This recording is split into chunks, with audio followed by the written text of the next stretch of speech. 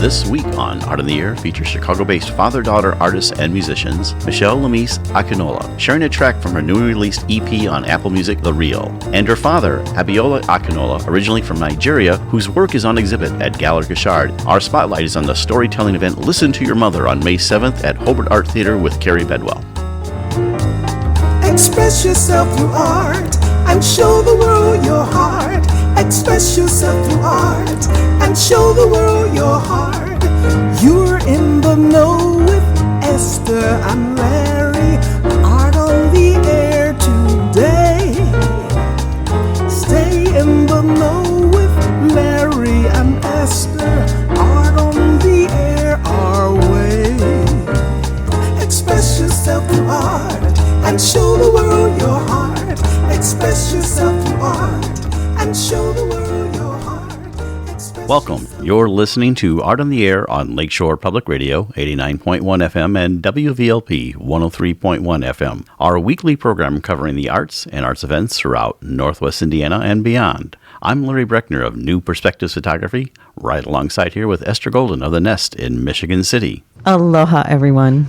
We're your hosts for Art on the Air. Art on the Air is supported by an Indiana Arts Commission Arts Project Grant through South Shore Arts and the National Endowment for the Arts. Art on the Air is heard Friday at 11 a.m. and Monday at 5 p.m. on WVLP 103.1 FM, streaming at WVLP.org, and every Sunday at 7 p.m. on Lakeshore Public Radio 89.1 FM, also streaming live at lakeshorepublicradio.org, and is available on Lakeshore Public Radio's website as a podcast. Our spotlight interviews are also heard Wednesdays on Lakeshore Public Radio. Information about Art on the Air is available on our website, breck.com/AOTA. That includes a complete show archive, spotlight interviews, plus our shows are available on multiple podcast platforms, including NPR One. Please like us on Facebook, Art on the Air, WVLP, for more information about upcoming shows and interviews.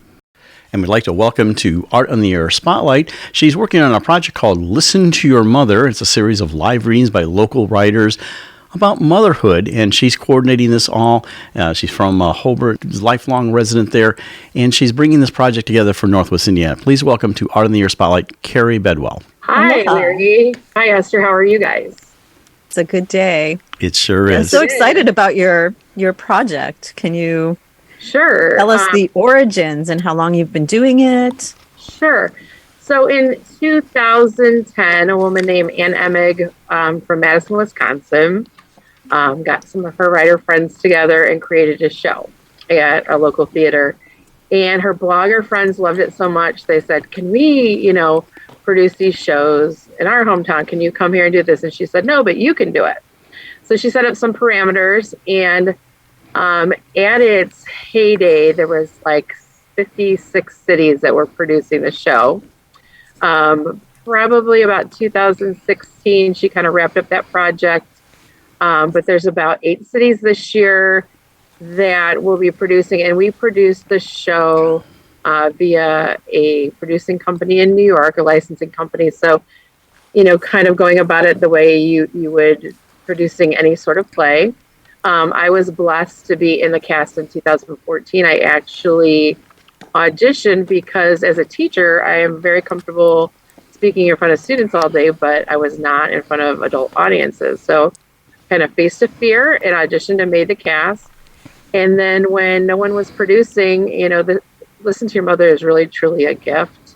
Not only for the people that are reading their stories and releasing, those thoughts, but also for the people that are listening. They identify with a lot of these stories. And so in 2018, I brought it to my hometown of Hobart. We were experiencing like a renaissance with businesses, and knowing that the show had such a huge following, I wanted the people attending to also like understand how amazing my hometown of Hobart is as well.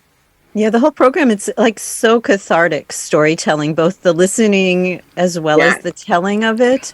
And mothers are particularly emotional subject. So they are. What's kind of awesome, though, is that you don't have to be a mother. You don't even have to be female to be in the show. And, people have talked about their wives as mothers and Last year we had Jay Casey in the cast, and he used his daughter's little tiny pink bike that she rode when she was like 3 as a metaphor. And then he talked about how, he can't wait till he gets the call from his daughter, that he has a granddaughter, and to pass that bike on, and just how amazing that would be. You had auditions back on the 14th, or before the 14th, and you announced the cast on the 14th. Tell us a little about, maybe just some in general about the women that are involved and will be involved with it. And then how's that progressed? Do you do like a series of performances, and how does that all work? And do you get to perform each time? I can, if I would like to. The first year I produced, I did not perform. And this year, what I'm doing is I'm kind of, so based off of, because we like it to be sort of like a roller coaster, like some pieces that are sort of neutral, some that are funny, some that are sad. So I'm going to write something of, whatever I need at that point, like once I reread through them. Yeah, I'll be the bridge to whatever we need. So we had auditions the 10th, 11th, and 12th. And some of the pieces, one, for instance, Danielle Eggoff, she's going to be one of our readers. She writes a letter to her daughter about how, you don't always have to do everything alone. You can ask for help. Danielle had experienced several infant losses, and they went through the adoption process, and she internalized a lot of that. So she wrote a letter to her daughter, telling her, you don't have to do these kinds of hard things on your own. Kelly McGuire writes about a moment. She has an autistic child, and she kind of takes you through a time where he is basically going through a huge panic attack, and what she's holding him and rocking him, and she just verbalizes what she's saying to him, and it's a really deep, poignant moment. Leah Pecksnick, she is a local Hobart woman. She wrote a song about motherhood, and so this will be, I believe, the first time we have someone singing in it. Jessica Brooks wrote about a poem about the type of mom she wants to be. So we'll have a poem, song, and several readings this year. So where does this end up being performed? A live performance? It's a live performance, and there's only one. And it is on Sunday, May 7th, 3 p.m. at the Hobart Art Theatre. Okay. And do you videotape that at all and for archive? Most years we have, yes. You've been doing this how long? I was in the cast in 2014, and I've been producing and directing since 2018. And I assume you're going to do this next year, so at some time. Yes, so we usually have auditions late February, early March. They're usually in the newspaper. They're usually all over social media. I like to go into the different community pages and announce it. And we have one of our sponsors is Great News Life, and they usually post it for us as well. The Times is one of our sponsors, so they will post that as well. Just the show dates again real quick. May 7th, that's a Sunday, 3 p.m., Hobart Art Theatre. Okay, thank you so much. That's Carrie Bedwell of Listen to Your Mother. Thank you for coming on Art on the Air Spotlight. Oh, thanks for having me. I appreciate it. Best of luck. Thanks. Same to you. Art on the Air Spotlight and the full 1-hour Art on the Air program on Lakeshore Public Radio is brought to you by Macaulay Real Estate in Valparaiso, Olga Patrician, Senior Broker. And as a reminder, if you'd like to have your event on Art on the Air Spotlight or have a longer feature interview, email us at aota@brech.com. That's aota@brech.com. Hi, this is singer-songwriter Kenny White, and you're listening to Art on the Air on Lakeshore Public Radio 89.1 FM and on WVLP 103.1 FM. We would like to welcome Michelle Lamis Akintola to Art on the Air. Lamis is a singer, rapper, songwriter, co-producer, and visual artist. She was born in Chicago and raised in a Nigerian home to a talented artistic family. Her father's creative nature inspired her, and like her father Abiola, she gravitated to music and art, playing viola, singing in choirs, and taking part on a dance team. Thank you, Lamis, for joining Larry and I on Art on the Air. Aloha and welcome. I'm Hi. so excited to learn all about you. Yes, thank you so much for having me. And Lamis, that's what we're going to do right now. We want to hear your origin story. That's something beyond what the introduction said. Talk about where you grew up, how you came to the United States, your whole development in both arts and music. And I always like to say it like this: how you got from where you were to where you are now. So tell us about Lamis. Absolutely. Well, I actually was born here. I was born in Chicago. Unlike my parents, they came here at a pretty young age, and I was the last born. They prayed so hard for a girl because after 3 boys. So I was definitely daddy's little girl instantly. And I would always follow him around and listen to him play instruments, sing with him, paint with him. Then eventually I would pick up paintbrushes on my own and kind of show him my work and ask his opinion. And my dad would always push me. He would always make sure that I knew that it came from me, and it was okay to get inspired from other things. But I know I went through a phase of trying to copy my dad, exactly what he does. And he's like, no, I am my own artist.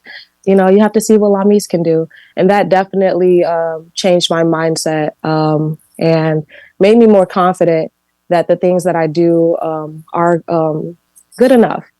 And my dad isn't the only artist in my household. All of his brothers are artists as well. So the paintings around the house would be from other uncles and relatives. So to know that I came from such an artistic background, it kept the energy going, and I knew that I could do it. So I started off doing pottery and ceramics in high school. My high school had a great art program, and I'd be done with the assignment the same day it was assigned. And that's when I knew that there's something that not everybody is born with necessarily that type of artistic gift. There's art in everyone. It's compelling and you just can't help it. Yeah. So I continue to do that. We still have many of those pieces in the home now, and I feel grateful that my dad was able to show off what his daughter did. It was good enough to be in the house. And moving forward, I continue to create my own clothes, things of that nature. And that's kind of where I'm at now. I feel like there have been plenty of opportunities for me to connect my art with clothing. I found my style with making my own clothing, not necessarily sewing, but I like to get some patchwork from a different jacket and put it on, some pants, and actually hand draw or paint things with fabric paint. And those are just other ways that I like to express myself other than paintings and singing. And right now I focus on creating a vibe digitally that I can leave here on this earth. So I want to come up with a concept that is what represents me, and hopefully turn that into some merchandise soon. So I've been working on that for a few months now. I don't have too many details to share right now, but just know that that's soon to come. So with your painting, what type of painting do you do? Would the image that you sent of the mosaic, was that yours? With the globe and the people walking, I sent a photo in with me and another person that was walking in the gallery that wanted to take a picture with me and the piece. Oh, all right. Yeah. Is that the one with it looked like a newsprint Yes. or a newspaper? That one was yours? Yes. Oh, yeah. Because you sent one also and you were in front of, it's a beautiful image of you in front of a mosaic, and so I wasn't. Oh yeah, sure I was actually with my dad. He was on a art business meeting, and I tagged along. And that person's house had all this art from different places in Africa. We were actually in Ghana, and I thought that was cool. This is really gorgeous. Yeah. Yeah. I kind of picked up after my dad using different mediums like recycled items and different things that I can that were meant for something else. And I'm like, oh, I see art in that. I can sneak that into my art.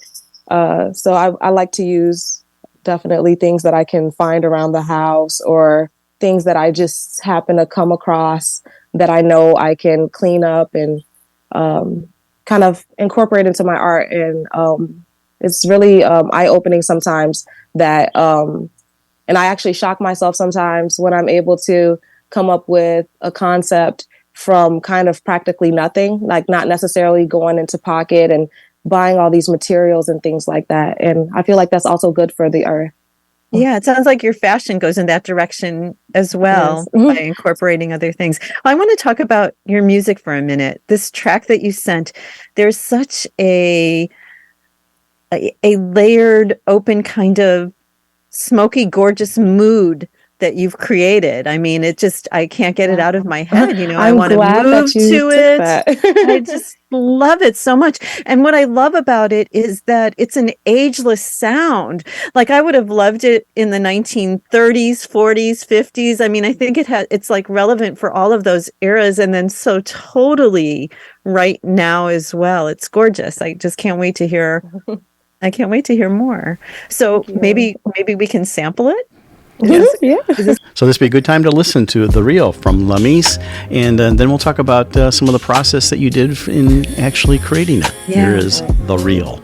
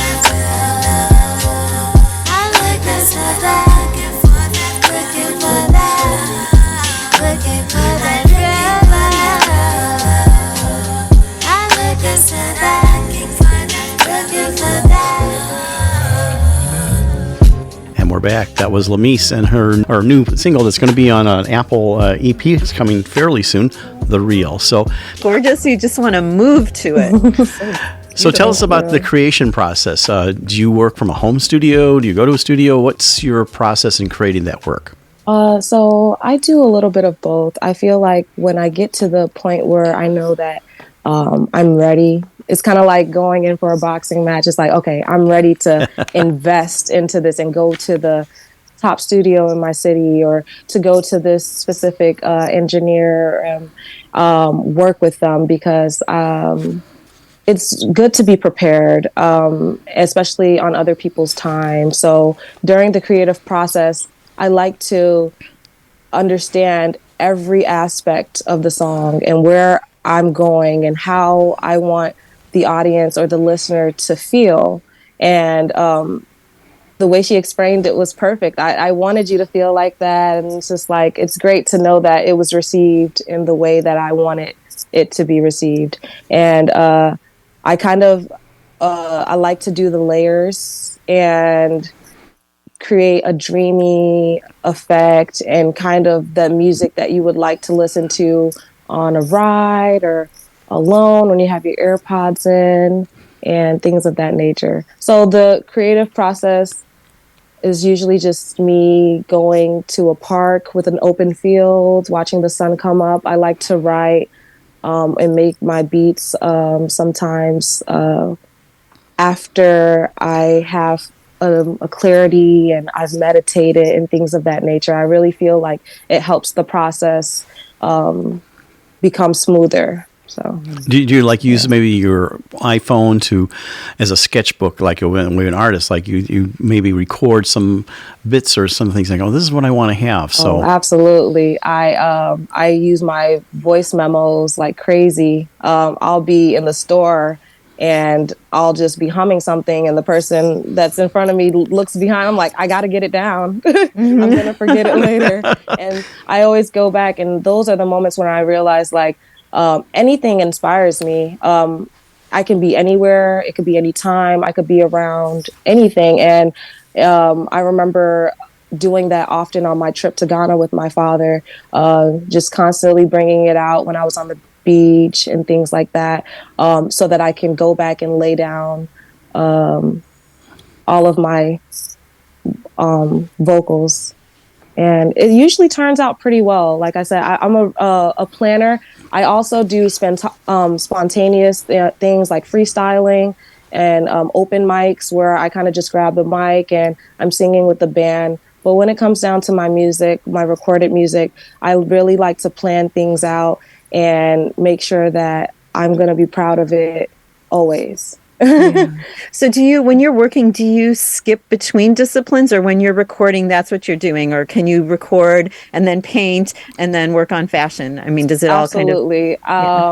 If I'm getting tired of hearing a song on repeat while editing, because I'm working on editing and mixing my own music. I know it's not perfect, but it's also nice to understand what someone else does to, like, the reason why I go to a certain studio, like what are they doing that makes my voice sound so good. I really getting into that so that I can be the best help I can be to myself. Not that I want to do everything on my own. I believe that teams are very important. And I love my team and everyone that helps contribute to this. And I love my brothers for listening to every version. Like I'll send them 5 versions of the same song and they're just so supportive. They're like, okay, I didn't like when you added that singing thing in the background. You should take that out, or, things like that. Oh, that's lovely. How many tracks are you going to have on your EP when you release it?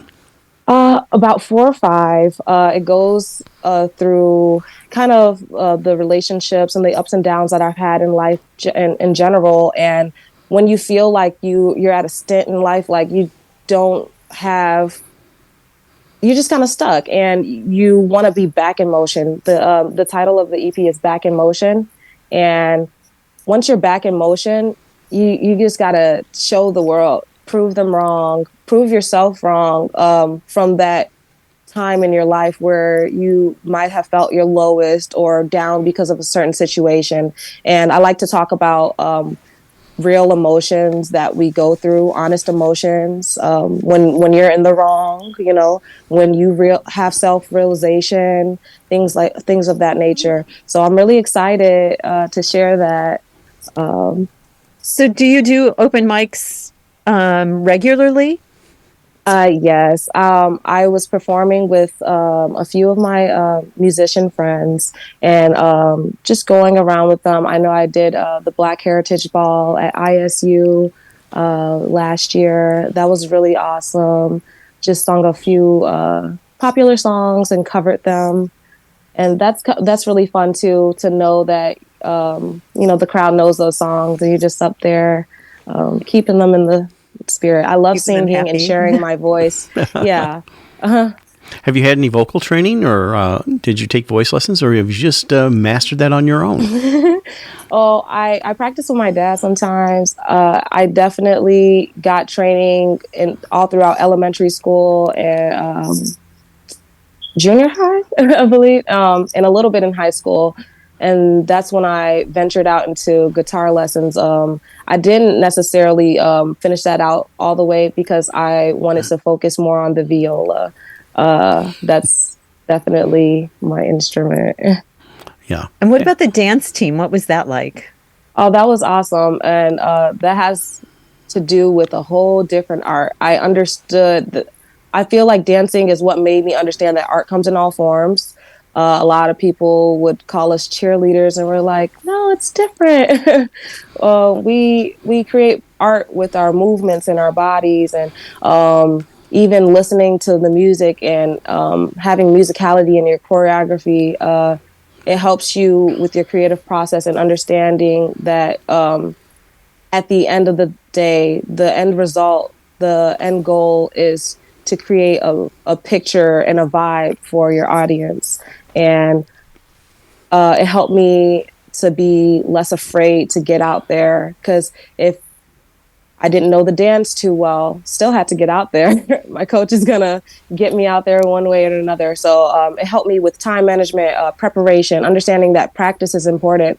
We're in front of our friends and our teachers that we just saw a few hours ago, and now we're putting on a whole performance. So it really helped me get out of being shy, and it helped me be in front of people. And that's important. If you're going to perform and exhibit, you have to be part of that. And of course, your music has a very intimate sound to it too. It's like very revealing and everything. So, and sometimes that's difficult to do in front of an audience, to open up and do the type of music that you do. So, yes. So what's down the road past Especially the EP? with three brothers. Oh, yes. If all three of them are critiquing you, that's got to be a whole new thing. But down the road, any ideas in terms of your art and or music that you want to expand into? Yes. For my art, I definitely working on my brand, and I feel like that's going to be something I can hold to for, like, it'll still be something I can have even when I'm not here on this earth. It's something that will have always been here. And I feel the same way with music. It's better to get it down and record it than to think, what if I didn't go in and record it, or not recording because of fear, or not putting your art there because of fear. So I definitely. So is your father playing on any of your music? No, that definitely sounds like a great idea. Wow. Haven't thought of that yet. Yeah, he'd make a really good layer.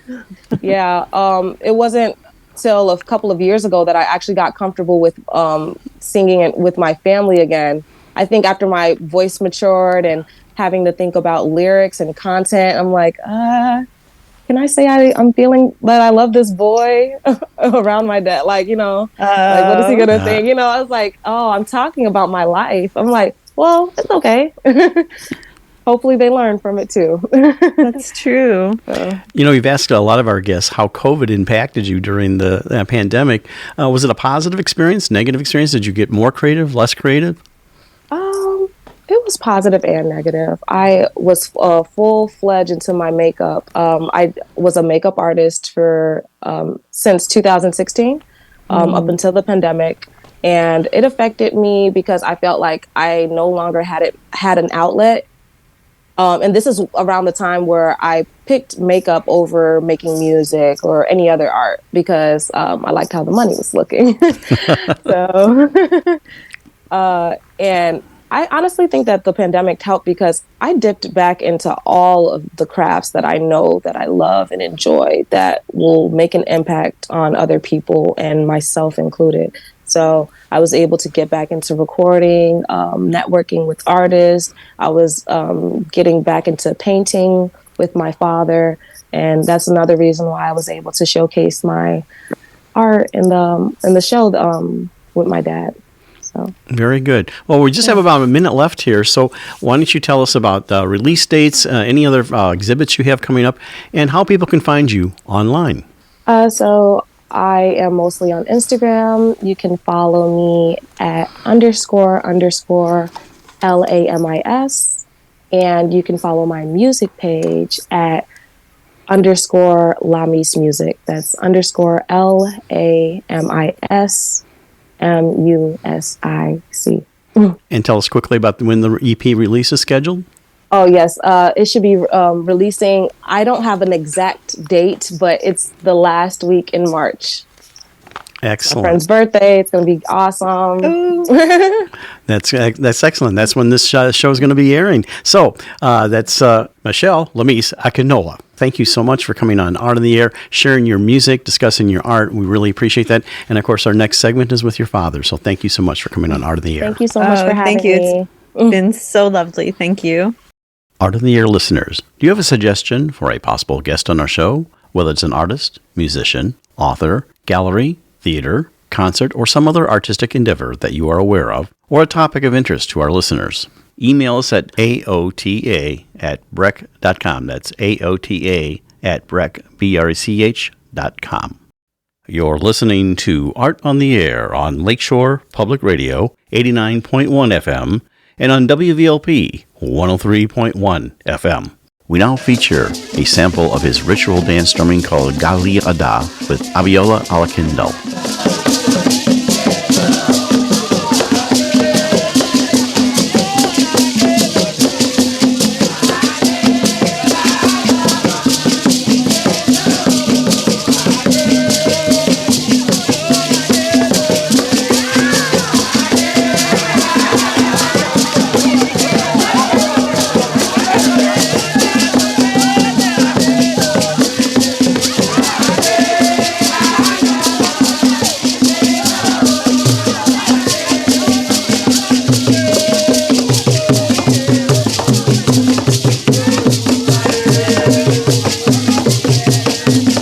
We are honored to welcome Abiola Akintola to Art on the Air.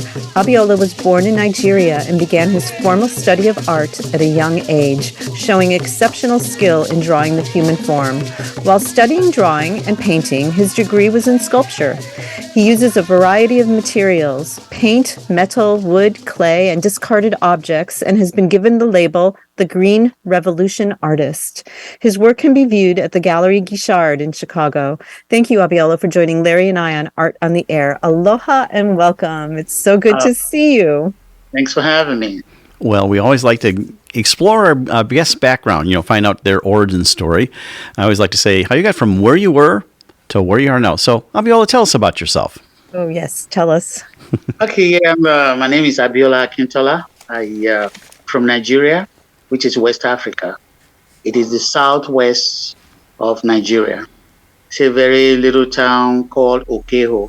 It's in the province of the old western region. Of course, now it's called Oyo State. So I'm from the southwest of Nigeria. I grew up in Okeho. I learned a lot of cultural activities in terms of watching masquerades, the culture of the festivals of dance groups and all sort of things. So that kind of laid a background for me as a platform of understanding who and where I'm from.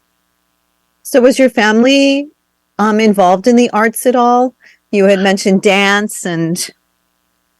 Yes, my mother happens to be a sculptor, and she learned that from her dad. my father was a police officer.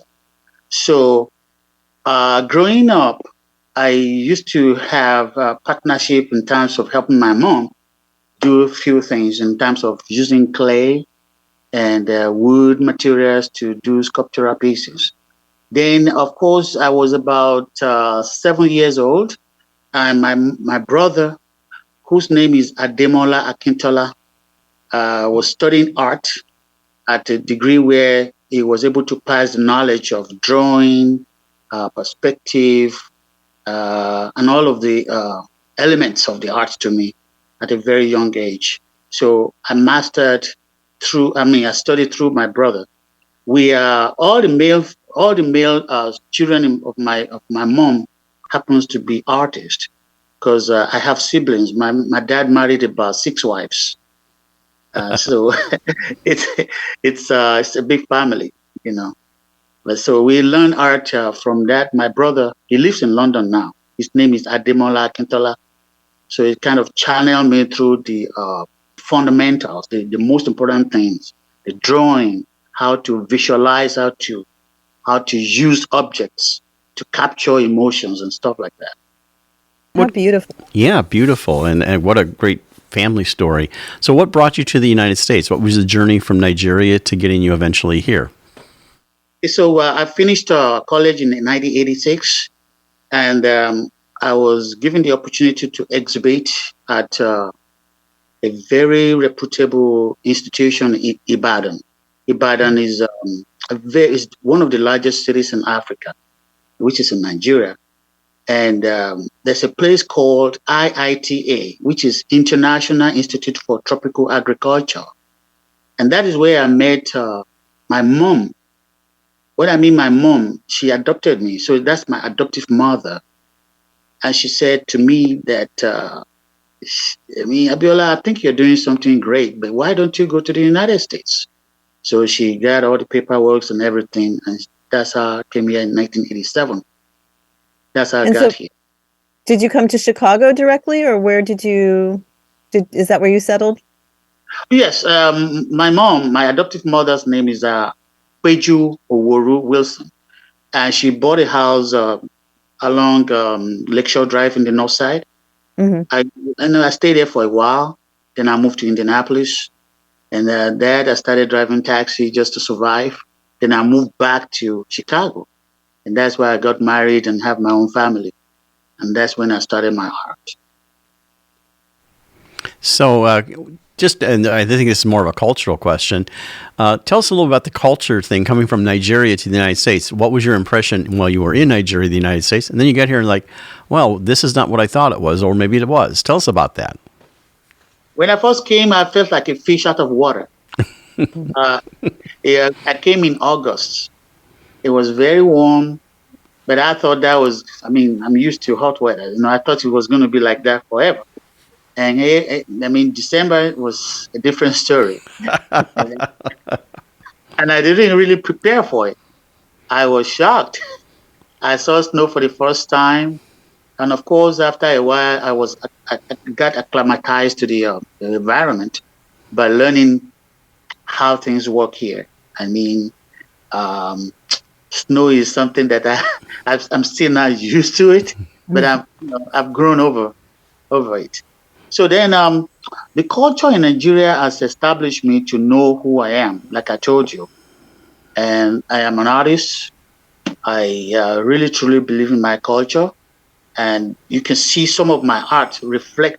You can see the reflective of my art through my culture. I learned the dance of the masquerade called Gelede dance.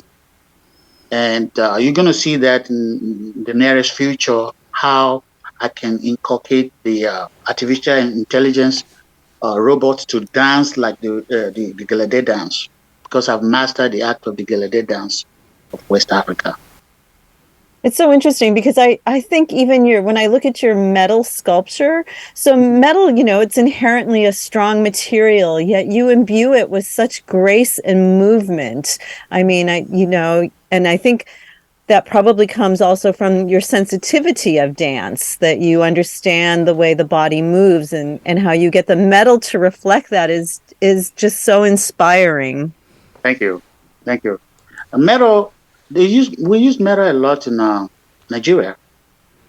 For the most part, if you go towards as you're going towards the east, Benin art, it's a reflection of the old epitome of African art in the area where they were able to use such material like bronze and copper.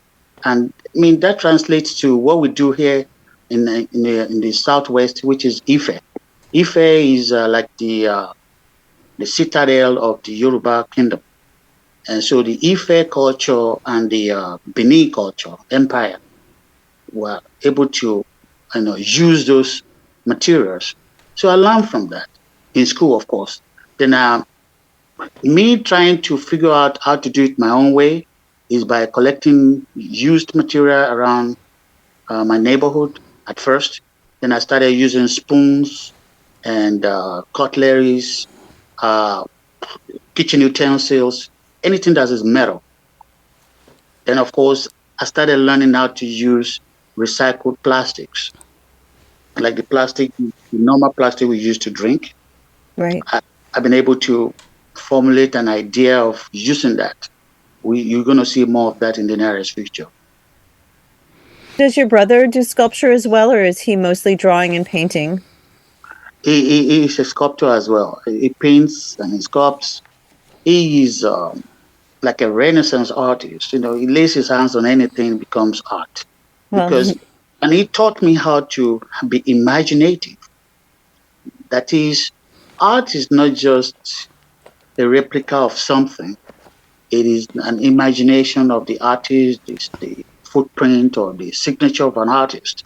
That is something that is born out of spontaneity, something that is emotive, that has emotion in it.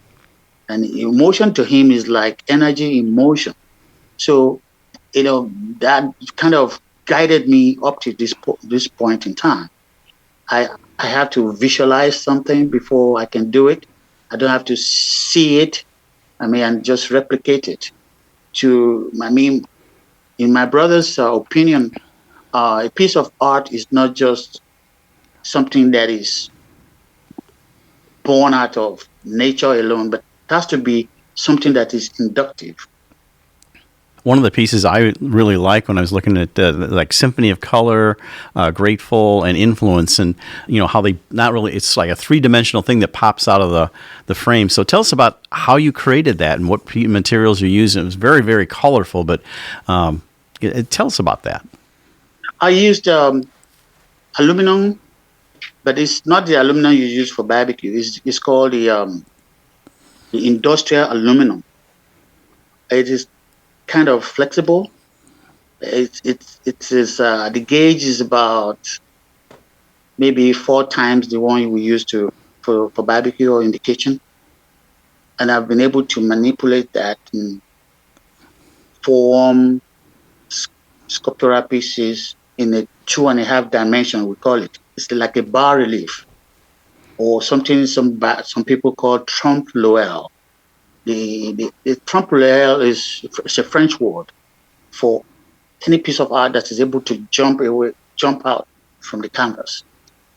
So colors that I use are contemporary colors.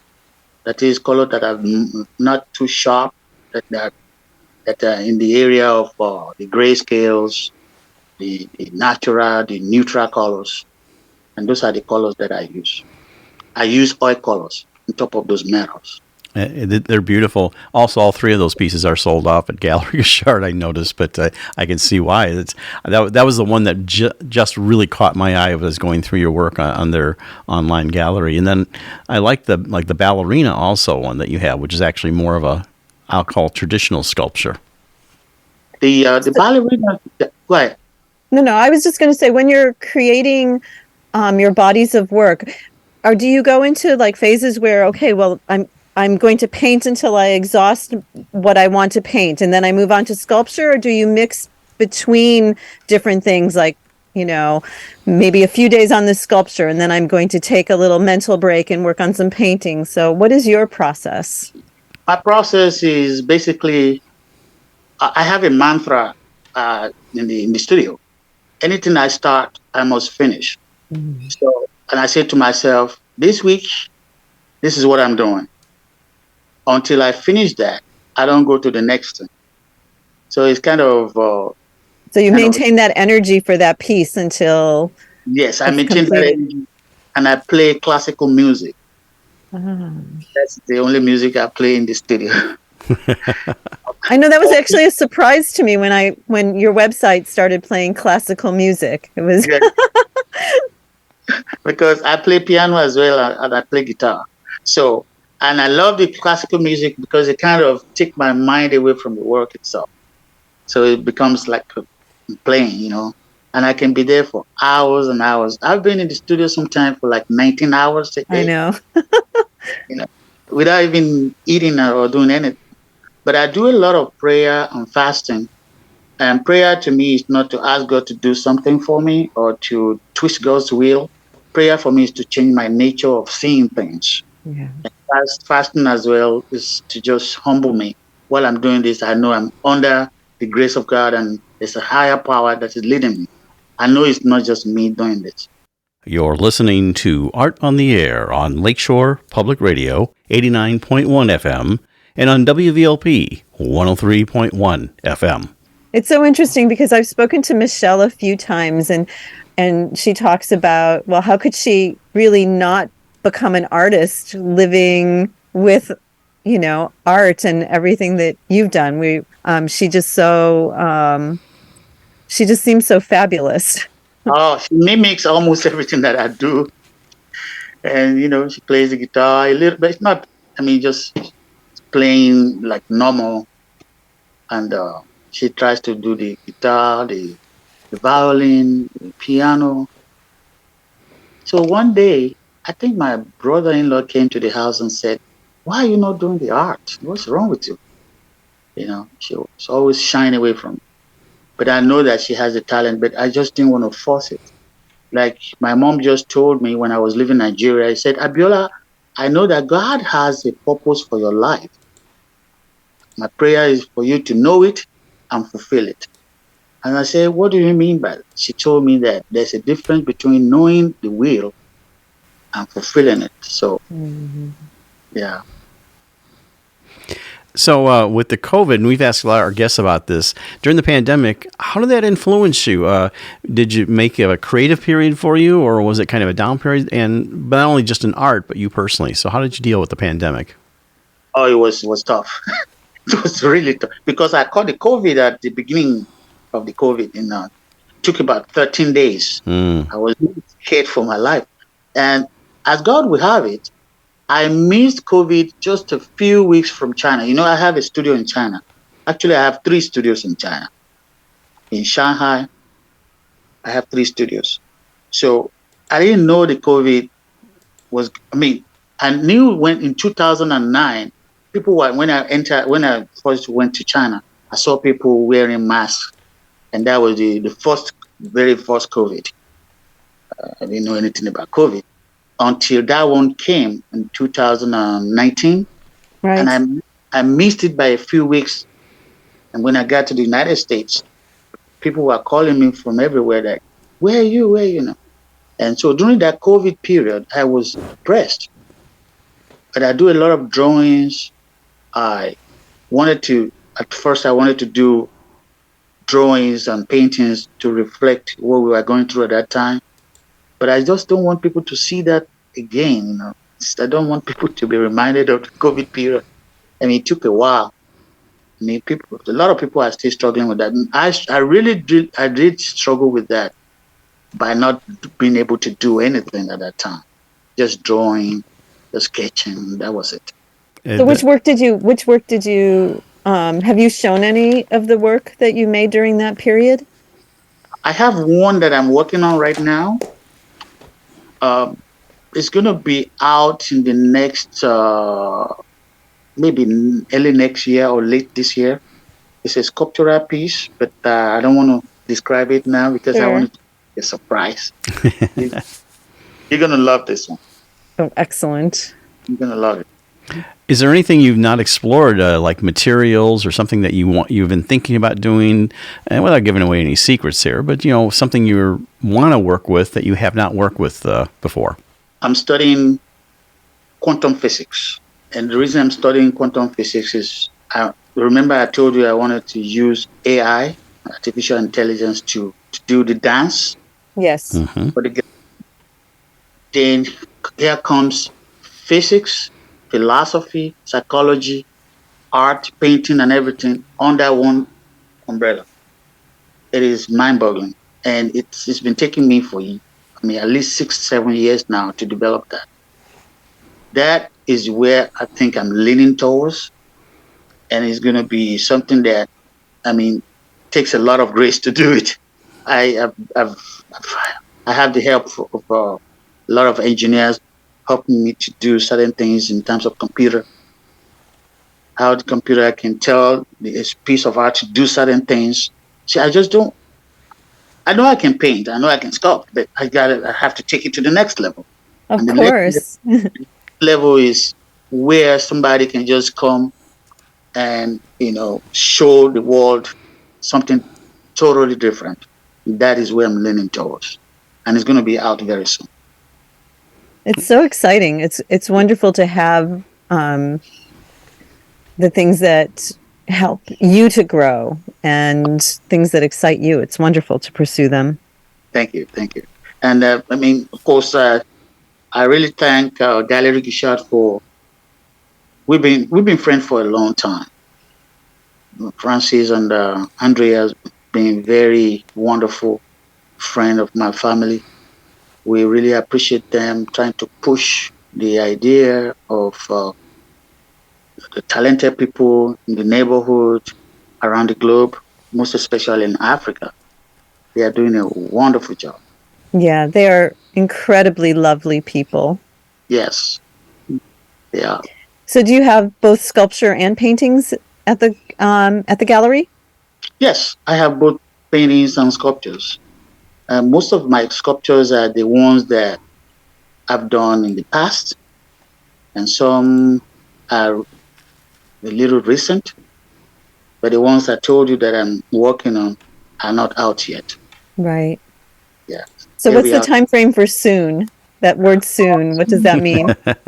Maybe towards the later part of this year or early next year. Early next year, okay. Hopefully, God willing, Now, are you sitting in your studio right now in Chicago? It's my home, but / studio, like we call it.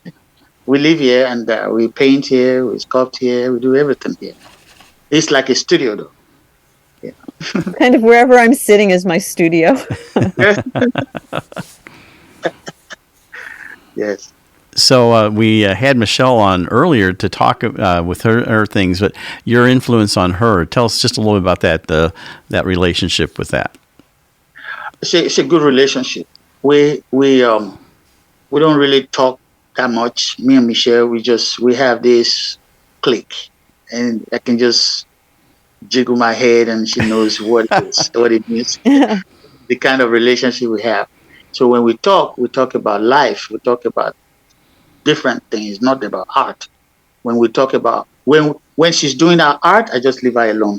Or when she's doing her music, because I don't want her to be under pressure. No, I want her to be free, like a bird. Art has to be done from this free spirit. You know that, right? Sure does. Yeah, because it has to be born out of spontaneity.